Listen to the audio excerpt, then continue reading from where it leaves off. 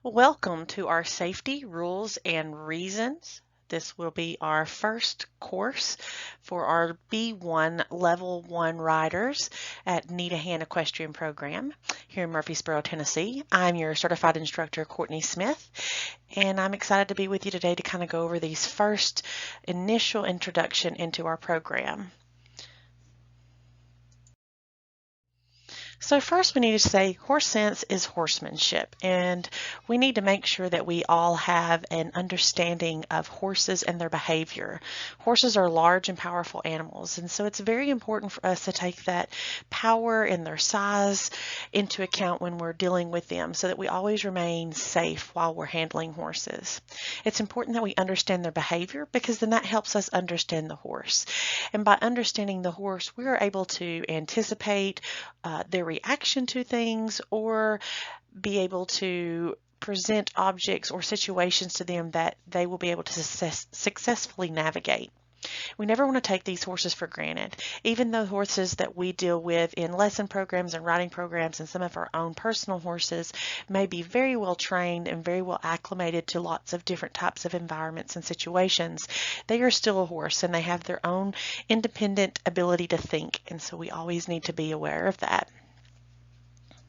Rule number 1, praise often and punish seldom. We want to be firm. We need to be our horse's leader, but we need to be kind. The reason that we have this rule is because firm and gentle treatment of our horse will help gain that horse's respect and trust. If we are harsh or cruel, we can cause our horse to be fearful of us. Rule number 2, stop, look, and listen. We always want to use caution when we're working around horses because horses startle easily. A horse is a prey animal, so their instinct is to run now and ask questions later. They're a flight animal, but as with any animal, if they feel that they are trapped or pushed to the limit where they cannot get away, the next instinct is for them to fight. So the reason that we have a stop, look, and listen rule is because horses are frightened by loud noises and sudden movements. They may react in an unexpected way. It's our job to be aware of their surroundings and the things that are happening so we can help set our horse up for a successful day. Rule number 3, never stand directly behind or in front of a horse. The reason? There are blind spots for a horse and a frightened horse may kick or run over you. Horses have monocular vision, meaning that the eyes see separate images. They can also see nearly 360 degrees around them. However, there are two blind spots, directly in front and directly behind them. This is why it is important that we never stand in those blind spots, because a frightened horse may kick or run. Rule number 4, horses should never be hand-fed. Reason? Fingers may be mistaken for treats and be bitten. Hand-fed horses may become rude and unruly. Fingers look like carrots, and horses are very food motivated. So by feeding a horse by hand, you are conditioning them to constantly seek your hand, which can cause problems with them nipping or biting you. Rule number 5, keep at least one horse length between you and the horse in front of you. The reason? Crowding a horse may cause him to kick or bite. This is true whenever we are leading our horse or if we're riding in the arena. We always want to keep a large space between us and other horses. This helps not only keep our horses safe, but also keeps us safe as well.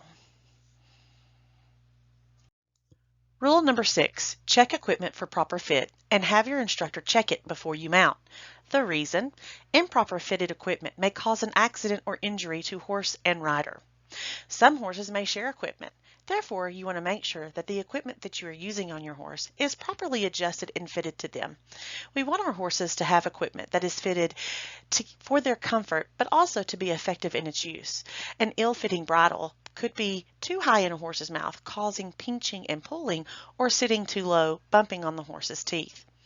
Make sure that your girth is fitted properly so that it is causing an equal distribution of pressure along the horse's barrel. Remember, two pairs of eyes are better than one. You always want to have your instructor do a safety check before you mount. This will ensure that your girth is properly tightened, fitted, and that your tack is all adjusted to best fit you and your horse.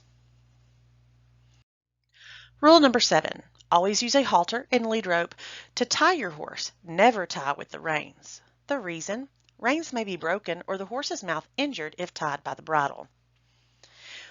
When tying by a bridle, the reins are attached to the metal bit that is in the horse's mouth. If the horse was to be spooked and to pull back on that equipment, that metal bit could cause injury to the horse's mouth.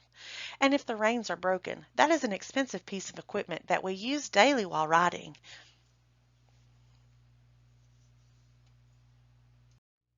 Rule number 8, treat equipment with care and always put it away properly. Reason? Properly cared for equipment is easier to use and lasts longer, and is more comfortable for horse and rider. Now, when we're speaking of equipment, we're not just referring to things like grooming supplies, our tack, such as our bridles, saddles, and saddle pads, but also to things like pitchforks and our wheelbarrows. We want to make sure that we always store this equipment in its proper place. This is for the safety of the horses in the area, as well as our equestrians using the facilities. Remember, everything has its place, and if we get it from somewhere, we should always return it back to its original home. Rule number 9, never wrap or tie anything attached to your horse around your body anyway. Reason? Being tied may result in you being dragged by your horse, causing injury or death. This means when you're leading your horse, never take your lead rope and wrap it in small loops around your hand. If your horse was to startle and spook, your hand may get trapped in the coil of that lead rope, which could cause you to be dragged. Safety is always important when we are handling our horses. Rule number 10, listen and learn. Reason? Your instructor will help protect you from danger and ensure that you enjoy your time with your horse. Always listen for directions from your instructor. Whenever those directions are given, act promptly. Keep alert at all times. Your instructor will do their best to keep you safe, and sometimes they can see events happening before you can. So make sure that you're listening, alert, and always responding promptly whenever you're given directions.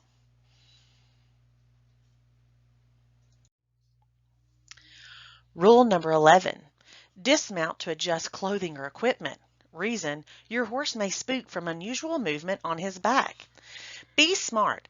Horses spook, and even though you may be riding a horse that seems extremely quiet, relaxed, and laid back, when you remove clothing from atop their back, they are seeing that object move from a different angle. They can become startled and spooked.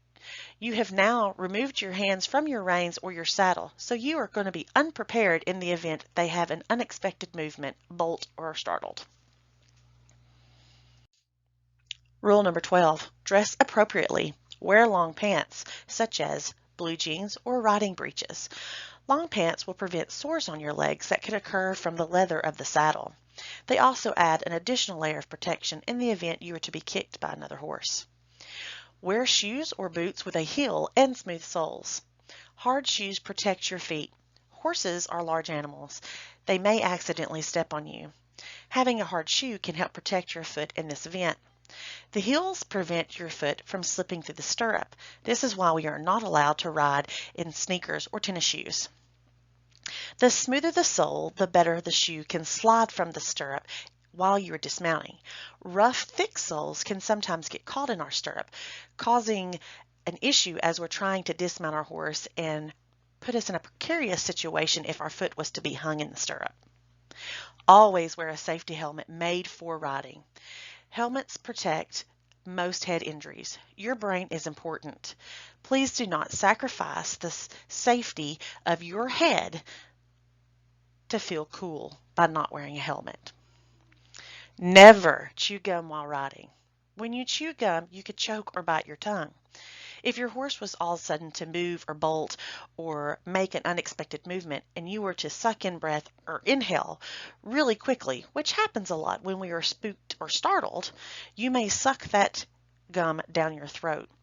If you are riding and then choking, it's hard for an instructor to know what is happening. So please, just don't chew gum and ride. All the rules and reasons that we have went over can be found in your Certified Horsemanship Association Composite Manual. It is the first portion of your Level 1.